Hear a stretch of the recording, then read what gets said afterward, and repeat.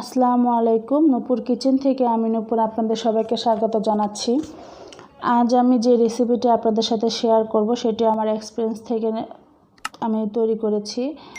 আসলে কিছুদিন আগে আমার সর্দি হয়েছিল, সর্দি কাশি ছিল অনেক অল্প, বাট আমি অনেক ভয় পেয়ে গিয়েছিলাম, কারণ চারদিকে যে অবস্থা, সবাই সামান্য একটু সর্দি হলে মনে করে আমার করোনা হয়ে গেছে। আমিও মনে করেছিলাম, সেই ভয় থেকে আমি অনেক নার্ভাস হয়ে যাই। তখন আমার মা আমাকে একটা পানীয় তৈরি করে দেয়। দেখতে আমি মনে করেছি এটা চা, বাট এটার মধ্যে কোনো চা পাতা বা চিনি কোনো কিছু ইউজ করা হয় নাই। জাস্ট ঘরে যেসব উপকরণ থাকে, যেমন আদা, লং, এই টাইপের উপকরণগুলো দিয়ে এটা তৈরি করা হয়েছে। এটা ব্যবহার করার পর আমার একদিনে এত ভালো লেগেছে, আপনাদের বলে বোঝাতে পারবো না। সেজন্যই আমি আপনাদের সাথে এই পানীয়টা শেয়ার করলাম। আর যাতে আপনারাও সামান্য একটু সর্দি কাশি হলে এটা ব্যবহার করতে পারেন, আপনারা পান করে অনেক উপকার পান। আর আমি কিন্তু কোনো ডাক্তার না, আমি আমার এক্সপিরিয়েন্স থেকে এটা বলা।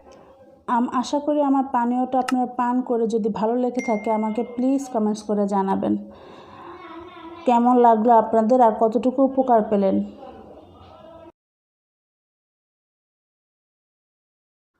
এই পানীয়টা তৈরি করতে আমাদের যেসব উপকরণ লাগবে সেটা হচ্ছে 2টা তেজপাতা কেটে নিয়েছি, 5টা লং, 3টা দারচিনি,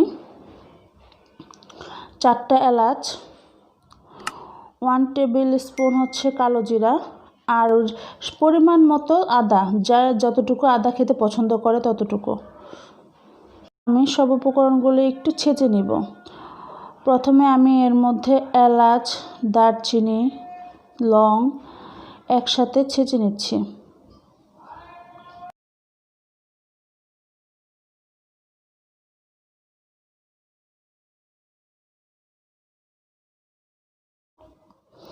আমার ছোট বাবা আমাকে হেল্প করতে চলে এসেছে।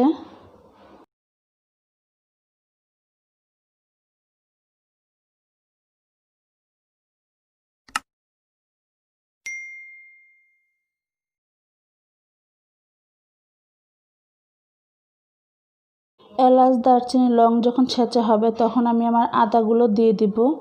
তারপর আদাগুলো ভালো করে ছেঁচে নিব।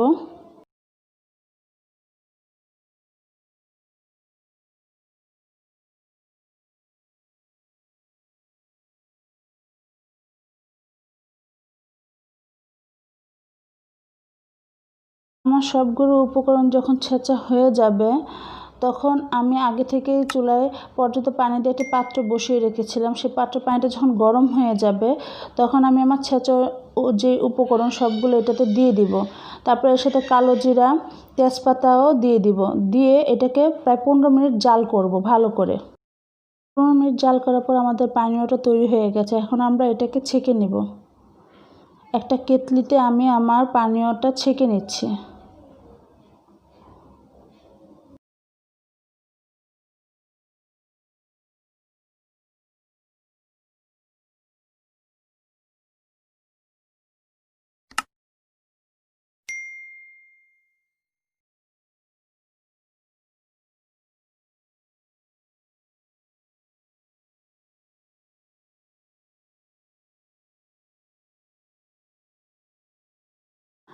আমার পানীয়টা তৈরি হয়ে গেছে। যদি আমার পানীয়টা আপনাদের ভালো লেগে থাকে, যদি আপনাদের উপকার দেয়, প্লিজ আমাকে কমেন্টস করে জানাবেন।